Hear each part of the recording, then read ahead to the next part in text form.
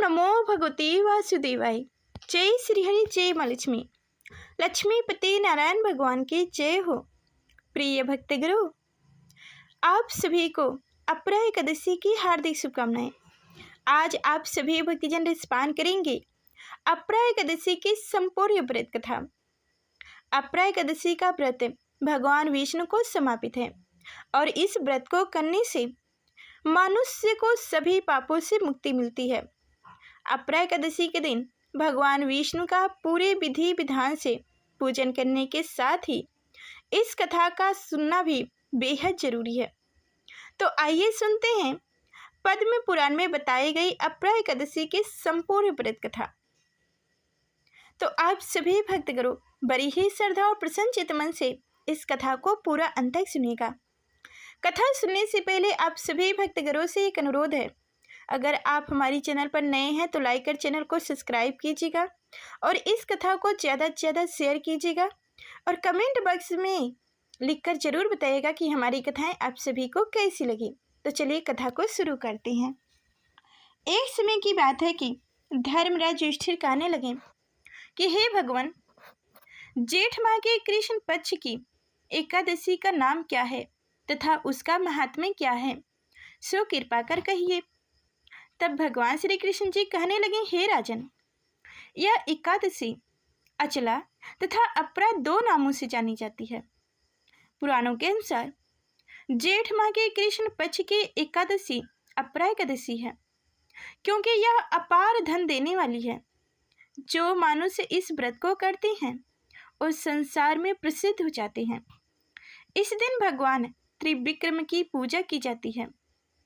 अपरा एकादशी के व्रत के प्रभाव से ब्रह्म हत्या, भूत योनि, दूसरों की निंदा आदि के सब पाप दूर हो जाते हैं। इस व्रत के करने से पर स्त्री गमन, झूठी गवाही देना, झूठ बोलना, झूठे शस्त्र पढ़ना या झूठा ज्योतिषी बनना तथा झूठ वैद्य बनना आदि सब पाप नष्ट हो जाते हैं। जो क्षत्रिय युद्ध से भाग जाएं वो नरकगामी होते हैं, परंतु अपरा एकादशी का व्रत करने से वो भी स्वर्ग को प्राप्त होते हैं। जो शिष्य गुरु से शिक्षा ग्रहण करते हैं फिर उनकी निंदा करते हैं वो अवश्य नरक में पड़ते हैं, मगर अपरा एकादशी का व्रत करने से वो भी इस पाप से मुक्त हो जाते हैं। जो फल तीनों पुष्कर में कार्तिक पूर्णिमा को स्नान करने से या गंगा तट पर पितरों को पिंड दान करने से प्राप्त होता है, वही अपरा एकादशी का व्रत करने से प्राप्त होता है। मकर के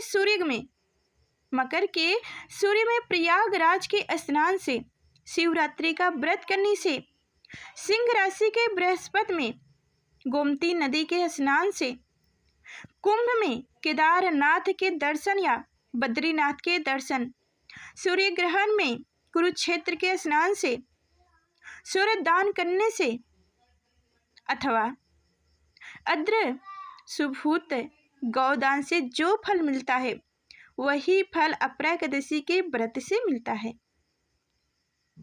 यह व्रत पाप रूपी वृक्ष को काटने के लिए कुल्हाड़ी है, पाप रूपी ईंधन को जलाने के लिए अग्नि, पाप रूपी अंधकार को मिटाने के लिए सूर्य के समान, मृगों में मारने के लिए सिंह के समान है। अंत्य मनुष्य को पापों से डरते हुए इस व्रत को अवश्य करना चाहिए। अपरा एकादशी का व्रत तथा भगवान का पूजन करने से मनुष्य सब पापों से छूटकर विष्णु लोक को जाते हैं।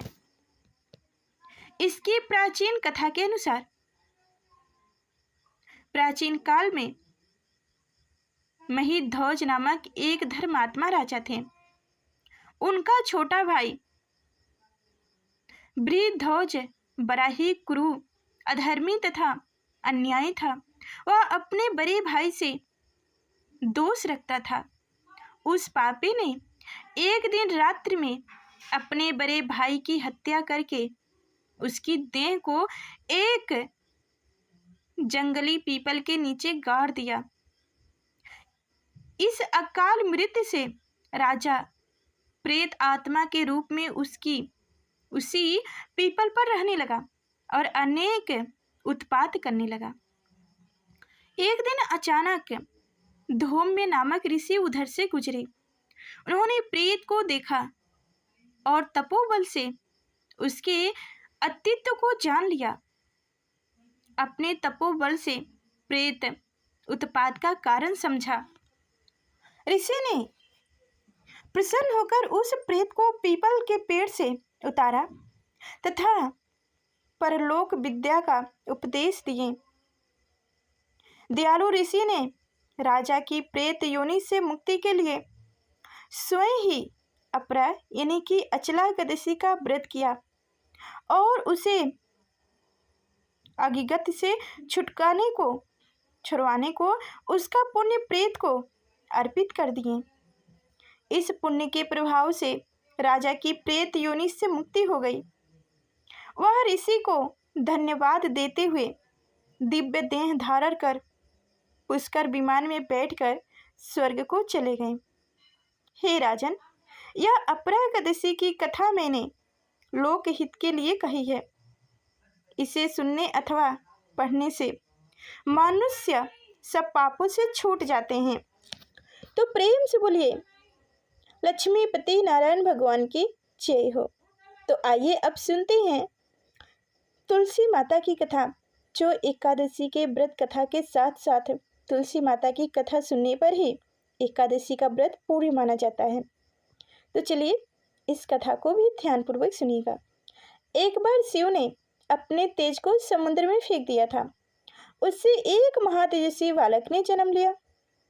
यह बालक आगे चलकर जलंधर के नाम से पराक्रमिक दैत्यराज बना। उसकी राजधानी का नाम जलंधर नगरी था। दैत्यराज कालनमी की कन्या वृंदा का विवाह जलंधर से हुआ। जलंधर महाराक्षस था, अपनी सत्ता के मध्य में चूर। उसने माता लक्ष्मी को पाने की कामना से युद्ध किया, परंतु समुद्र से ही उत्पन्न होने के कारण माता लक्ष्मी ने उसे अपने भाई के रूप में स्वीकार की। वहां से पराजित होकर वह देवी पार्वती को पाने की लालसा से कैलाश पर्वत पर गया। भगवान देवादेव शिव का ही रूप धारण कर माता पार्वती के समीप गया, परंतु मां ने अपने योग बल से उसे तुरंत पहचान लिया तथा वहां से अंतर्ध्यान हो गया। देवी पार्वती ने क्रोधित होकर सारा वृत्तांत भगवान विष्णु को सुनाई। जलंधर की पत्नी वृंदा अत्यंत पतिव्रता स्त्री थी।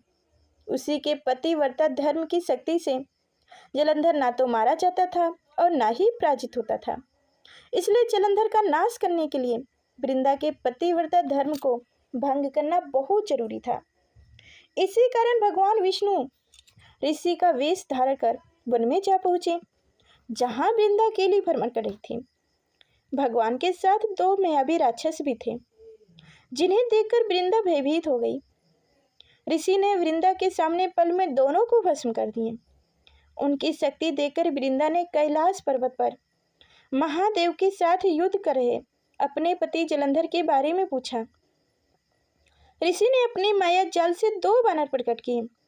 एक बानर के हाथ में जलंधर का सर था तथा दूसरे के हाथ में धर। अपने पति की यह दशा देखकर वृंदा मूर्छित होकर गिर पड़ी। होश में आने पर उन्होंने ऋषि रूपी भगवान से विनती की कि वह उनके पति को जीवित करें। भगवान ने अपनी माया से पुनः जलंधर का सिर धड़ से जोड़ दिए, परंतु स्वयं भी वह उसी शरीर में प्रवेश कर गए। वृंदा को इस छल का जरा सा भी आभास नहीं हुआ। जलंधर बने भगवान के साथ वृंदा पतिव्रता का व्यवहार करने लगी, जिससे उनका सतीत्व भंग हो गया। ऐसा होते ही वृंदा का पति जलंधर युद्ध में हार गया। इस सारी लीला का जब वृंदा को पता चला तो उसने क्रोधित होकर भगवान विष्णु को शिला होने का श्राप दिया तथा स्वयं सती हो गई। जहां वृंदा भस्म हुई वहीं तुलसी का पौधा उगा। भगवान विष्णु ने वृंदा से कहा, हे वृंदा, तुम अपने सतीत्व के कारण मुझे लक्ष्मी से भी अधिक प्रिय हो गई हो। अब तुम तुलसी के रूप में सदा मेरे साथ रहोगी। जो भी मनुष्य मेरे शालिग्राम रूप के साथ तुलसी का विवाह करेगा, उसे इस लोक और परलोक में विपुल यश प्राप्त होगा। जिस घर में तुलसी होती है वहाँ यम के दूत भी असमय नहीं जा सकते। गंगा और नर्मदा के जल में स्नान तथा तुलसी का पूजन बराबर माना जाता है। चाहे मनुष्य कितना भी पापी क्यों न हो, मृत के समय जिनकी प्राण मंजरी रहित तुलसी और गंगा जल मुख में रखकर निकल जाते हैं और पापों से मुक्त होकर बैकुंठ धाम को प्राप्त होते हैं। जो मनुष्य तुलसी और आंवले की छांव में अपने पितरों का श्रद्धा करते हैं उनके पितृ मोक्ष को प्राप्त हो जाते हैं।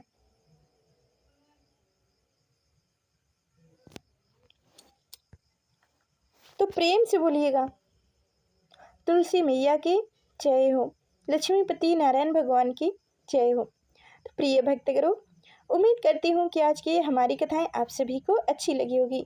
तो लाइक कर चैनल को सब्सक्राइब करें। फिर मिलते हैं अगले नेक्स्ट वीडियो में। तब तक के लिए धन्यवाद।